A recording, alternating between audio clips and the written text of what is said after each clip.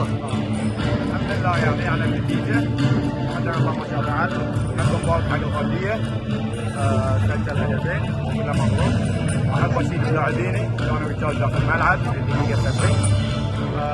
فريق يمكن دوري مستعد لاعبين فترة بسيطة نقدر نسوي توليفة، واعتقد عندنا اللي افضل، عندنا اللي احسن مع الوقت.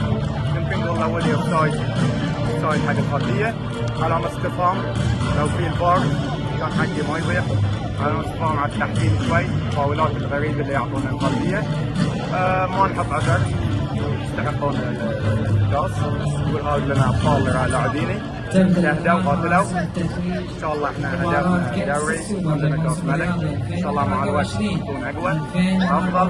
ان شاء الله هاي اللعبه ومباراه انتهت قدام عبد الخانه، نشوف شنو محتاجين، فان شاء الله نطلع بالمطلوب مع القادم. هدفنا يمكن اعضاء الاداره والرئيس والاعضاء حاطين هدف من الصعود، فان شاء الله قادرين نوصل له، بس يحتاجين شغل وعمل. المساعد الاول فيصل علوي، المساعد الثاني